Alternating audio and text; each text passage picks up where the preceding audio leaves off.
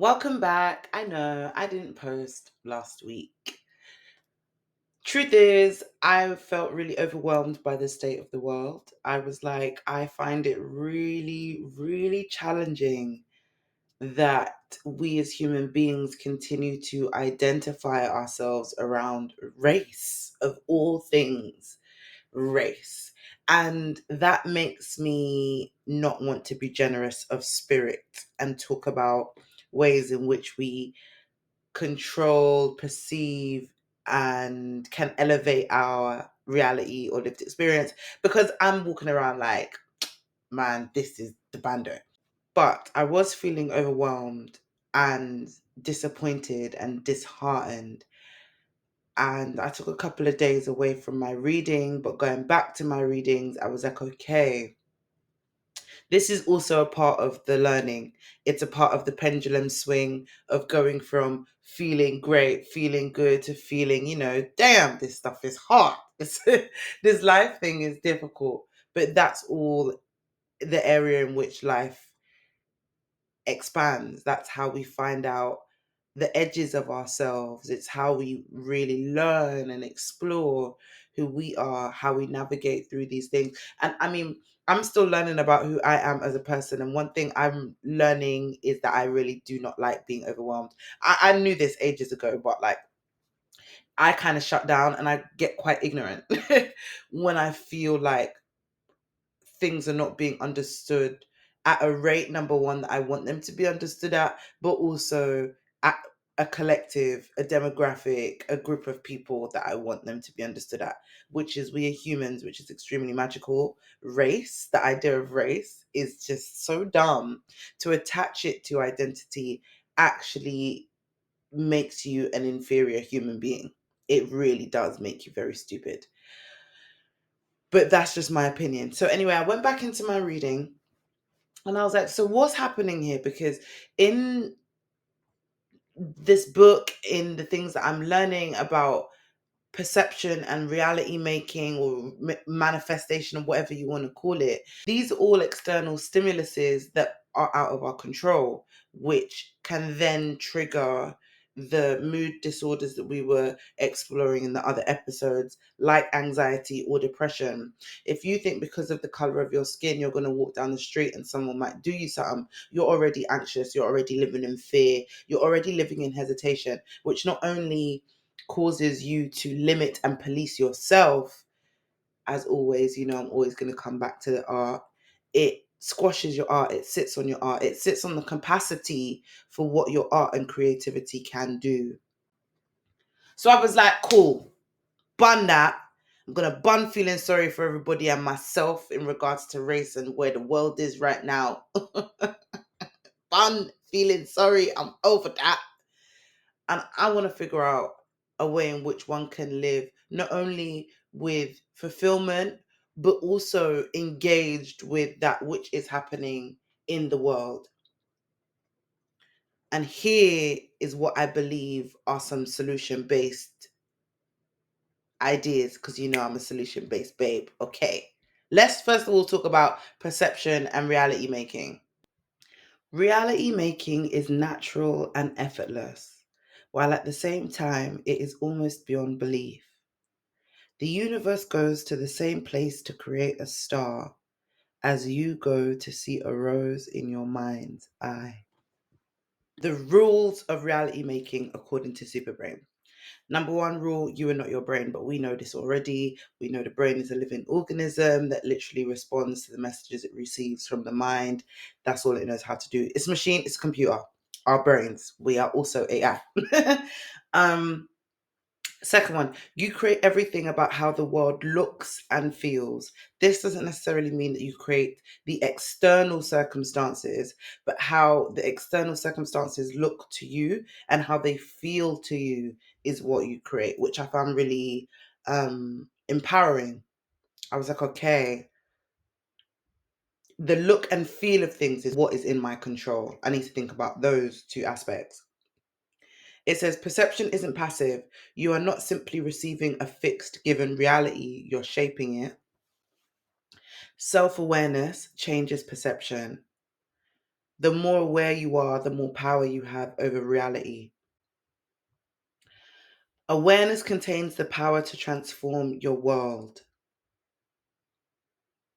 Your mind is merged with the creative forces of the universe.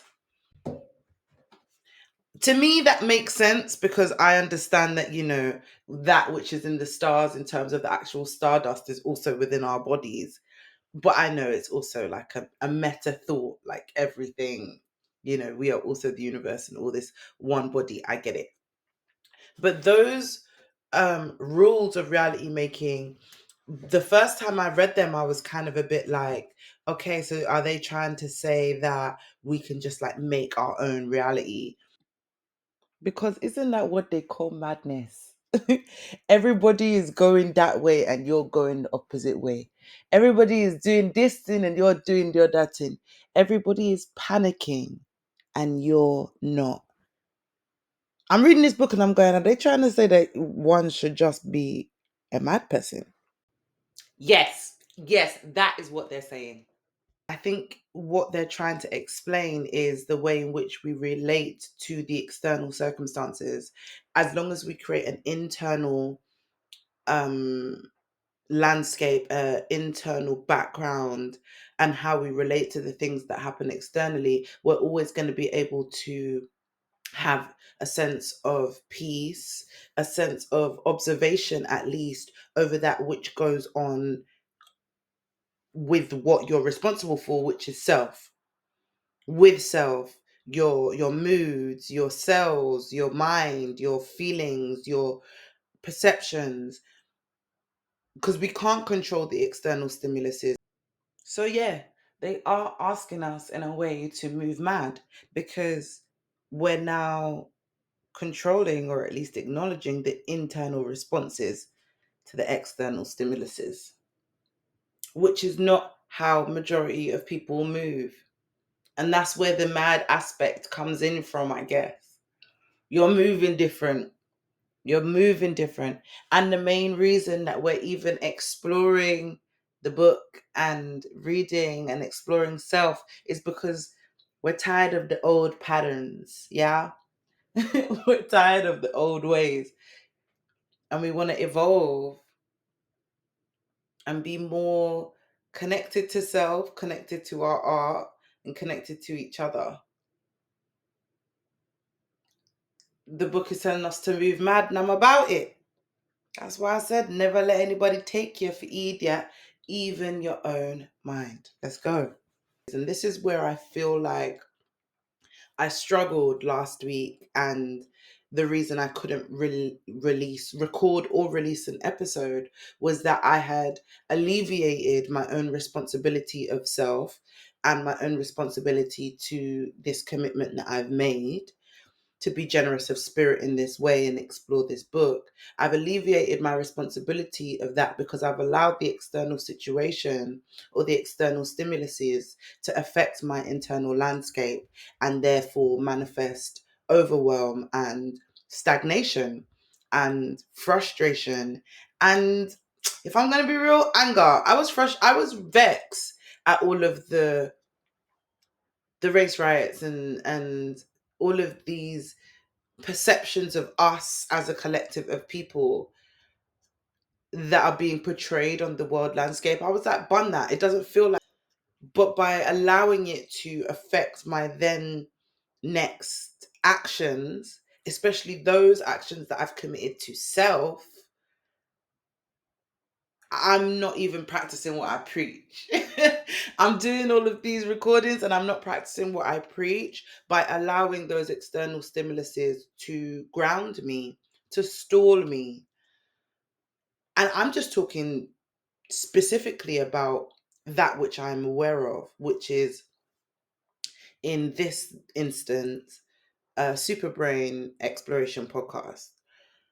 What I'm aware of, I wonder about the things that I'm not always consciously aware of, my subconscious things, the things that I kind of need to actually be responsible for every day, like my cells, the mind body connection, how I'm feeling, and what I'm allowing in my body, what I'm allowing energetically in my space, what I'm allowing myself to think, because that which you repeat, obviously, you're creating more opportunities for that to be repeated in the future.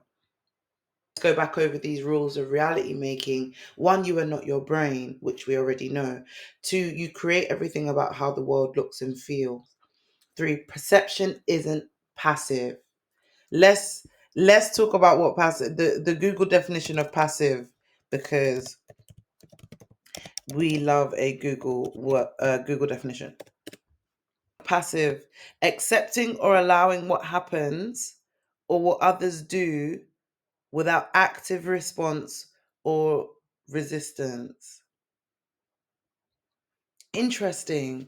So it's saying that your perception isn't something that you just allow people. Oh, okay. So you don't just allow your perception to happen. It's not a thing. You are responsible for your perception. I think what this book is trying to say. It's active. It's constantly active. So therefore you can't. I mean, of course, people do because we're not aware of it. It says perception isn't passive. You are not simply receiving a fixed given reality, you are shaping it. So even if you say things like, it's out of my control, it's a decision. You've made that decision to be like, I can't engage with that or I won't engage with that, which is not a passive action. It's a very active action. So every day, every moment, every opportunity that you have to look at whatever the external situations, the external stimuluses that are happening, every opportunity you actually have and responsibility you actually have to engage with the perception of how you're looking at the situation. Oh, okay. Okay. So even now, okay, quick vulnerability. So with these episodes, they're long. It's long to make, it's long to do, it's long to edit, it's long to put up on YouTube. It takes time. And a lot of the time I enjoy it actually because I feel like I'm making discoveries and I'm learning things about myself. And then there are other times where I feel overexposed and I feel a bit like, why am I talking? Do you know what I mean? All these doubtful thoughts that I've been working on not allowing them to embed within this part of what it is I'm doing. Because ultimately, time will pass, this will exist, and then it won't exist. That's just the way life is, flow, right? But in the perception where I was last week, where I was all frustrated and kind of a bit like, I don't know that, I perceived this as a burden. I was like, I don't want to do this because nobody deserves it anyway.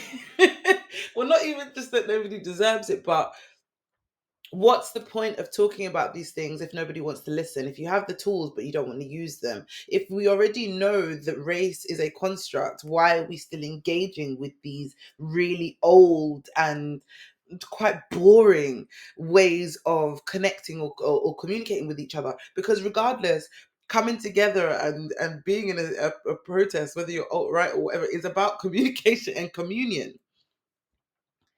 So my perception at the time wasn't passive, it was actually very engaged.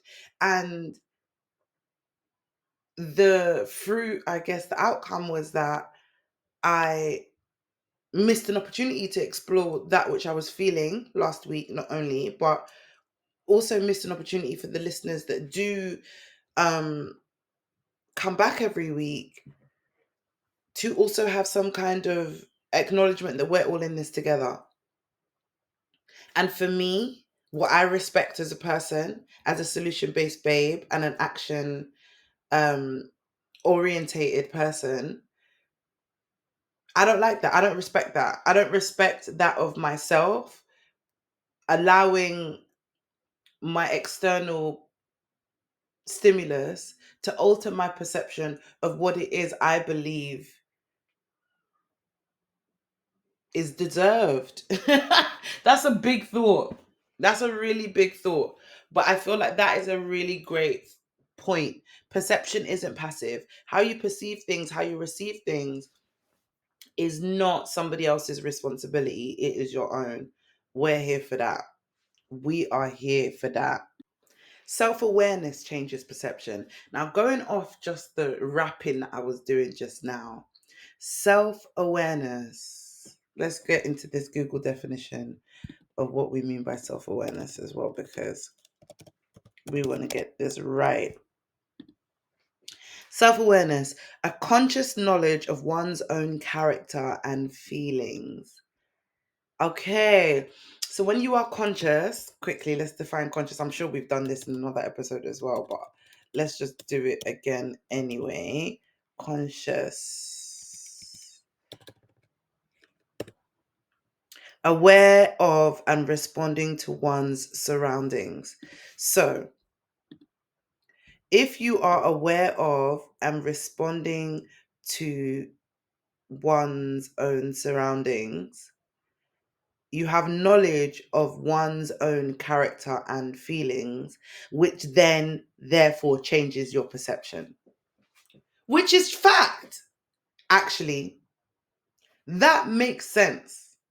It's like to be in and of the world in a capacity that allows you to be responsible for your own perception. You have to be self aware and conscious in your self awareness. That means being fully present in your body as much as you can. I was going to say at all times, but we don't live in a world where that really is encouraged. um, if you can be self aware and actually, because being self aware, you acknowledge how incredible and quite magical it is being, human and being here and being present. Like we said before, the whole universe stardust kind of stuff. Of course, your perception would be your perception and how you color things, how your reality manifests would be once you realize that you are a universe body. So mystical and so airy fairy, but you know what I mean. Doubt arises from a widespread lack of knowledge about how the mind interacts with the world out there. Everything depends on the nervous system that is having the experience.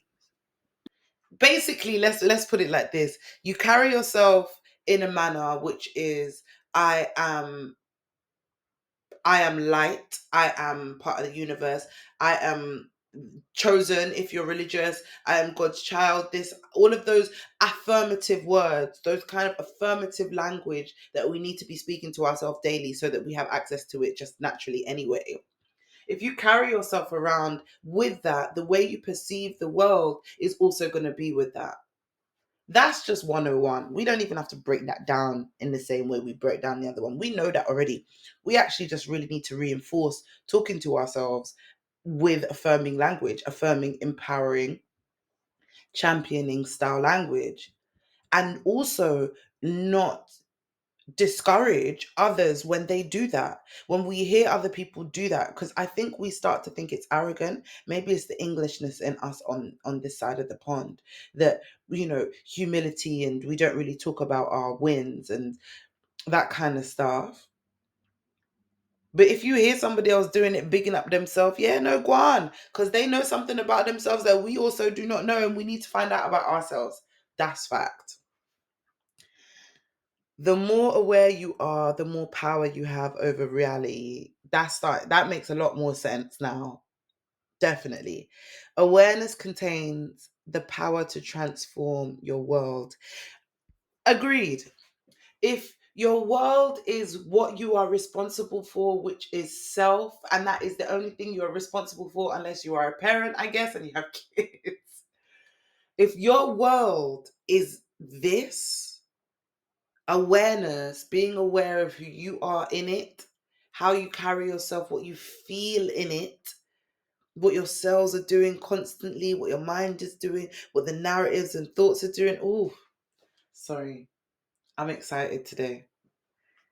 You transform your world. Bars. Bars. I said before was that we need to parent ourselves. We need to teach ourselves and treat ourselves like we are our own children. But obviously, if you don't have kids, I don't have kids. How does that look like? And if you have a niece, if you have younger siblings, not just the niece, if you have any kind of like young people in your life, nieces and nephews, cousins, all of these other people, the way in which we care for the external humans that we value and love and appreciate, what I'm trying to say is the amount of attention to detail that we give to those that we love, the amount of time that we spend thinking about the good that we want for those that we love and those that we care about, and all of these people that are outside of ourselves, we need to ramp that up 10 times fold when it comes to ourselves. We need to give the attention to detail, like on 100 times more level. That's not even a grammatical comprehensive sentence.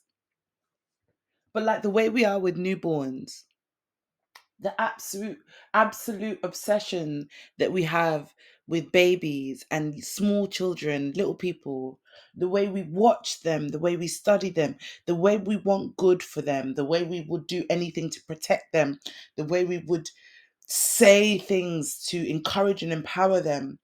We made sure they're fed, made sure they're warm, made sure they have somewhere to be safe.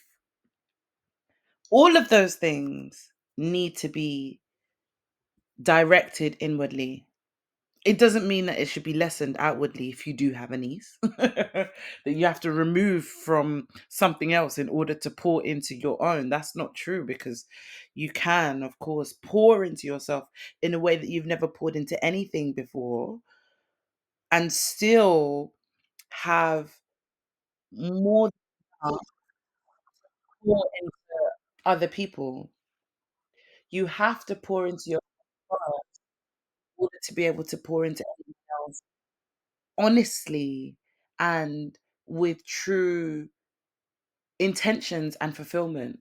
If you can't do that for yourself first, I know we've all heard that saying, um, you have to love yourself before you love anybody else. But I think it's even 10 times more than that, 100 times more than that, a million times, a billion times more than that. You actually need to treat yourself how you treat the person you love the most externally. Everything you will do for someone externally, you have to do for self on a bigger scale. And that's not even selfish. I think it's the attention. It's how you pay attention to yourself, how you pay attention to what you're thinking, how you pay attention to the way that you maneuver. Because ultimately, every time we meet a new person or a familiar person, every time there's another coming together of energy and spirits and bodies, you're gifting someone something. You either gift them, the moment of joy. Hello, it's nice to see you. I'm happy to see you, that kind of energy. Or, who knows what happened? Somebody stepped on your foot. I love that analogy. I obviously really hate people stepping on my foot. And the next time you see someone, you're giving them this energy. Bruv, I hate people stepping on my foot. Like, you need to treat yourself with all of this attention. All of this attention. I feel like I'm repeating the same thought again and again, but I hope you know what I mean, because these are the tools that are available, but because we've been conditioned and encouraged into giving over so much externally, so much of ourselves externally, it is now a negative to pour into self internally. Number one, they call it selfish. But also, it's probably where the desire for external validation comes from. If you pour everything out of self onto some kind of hopeful outcome, outcome, outside, income, inside. Words are powerful. you're always going to want that outcome to be one that actually acknowledges the effort that you put in for whatever it was that you were pouring into. That's pretty straightforward to me. But now I'm thinking, okay, if you're diligent with your perspective, if you do the self work or continue to do the self work, because there isn't actually any destination when you start self work. This is the journey. You literally just keep going. And you flop and then you get back up and then all of that stuff. Once you start the journey of self work and start the journey of going, I'm going to try and pay as much attention to all of the choices that I make consciously and the subconscious choices that I make, paying attention to them, obviously, when they're conscious. You're not going to have to look for outside validation. You won't need someone to say, well done, I see you have done that thing. You won't have that desire to be rewarded, acknowledged, celebrated for whatever it was that you gifted to other, because you've already gifted it to self. Whew. Woo. So, yeah, to finish. The book says, as you move through this book, you'll see that mind, brain, and body work seamlessly together.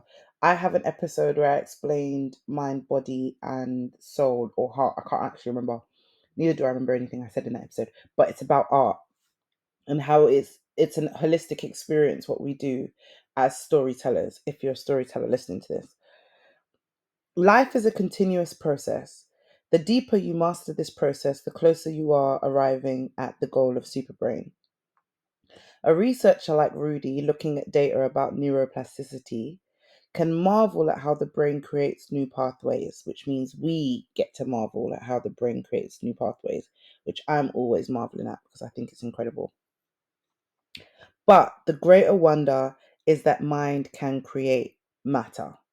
For that is actually happening in the brain and it takes place thousands of times a second. Whether it is the rush you feel after winning the lottery or the fine, free, careless rapture that the poet Robert Browning felt in the Song of a Thrush, both experiences require the brain to find a physical representation. Rapture needs chemistry, as does every other thought, feeling, and sensation. Neuroscience has established this fact quite firmly. We want to take you where real mastery lies, where brain doesn't sit in its earthbound compartment while mind floats airily above. The difference between them is man made and misleading. Mind and brain are merged, and the place where superbrain is born lies at the control switch that you can learn to operate. The subtle regions of awareness are where the real power lies.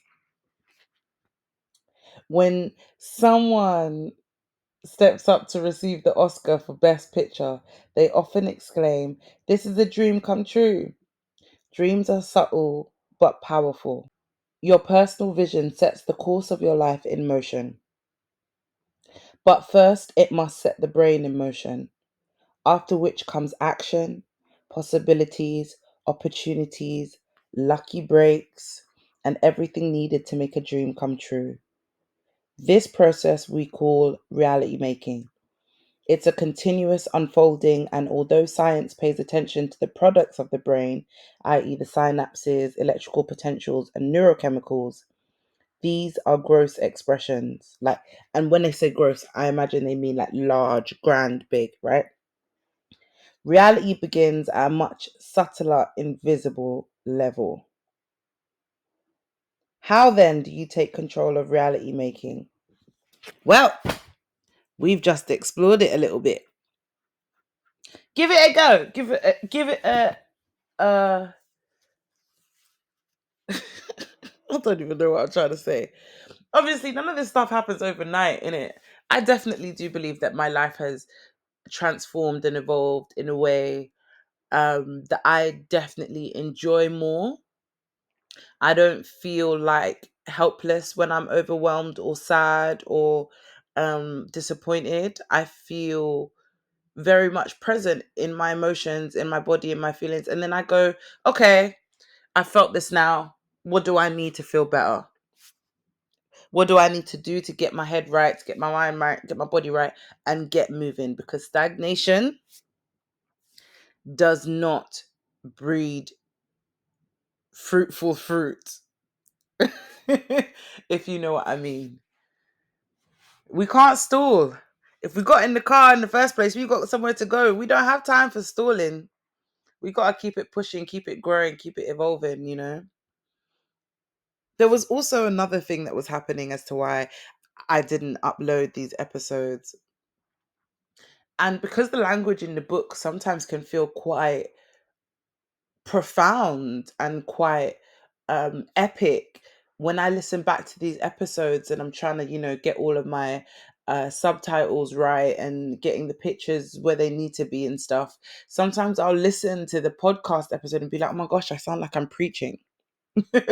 So I'm actually going to move the day that these come out from Sunday, just to try and help me create distance in my brain between this, because this is not religious. It's literally an exploration on science, an exploration on self, and an exploration on how we can live in a more peaceful, more fruitful, more safely creative space as artists and as humans.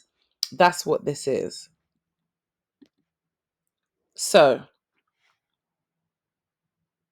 I have a responsibility to be generous of spirit, because that's the journey that I've chosen.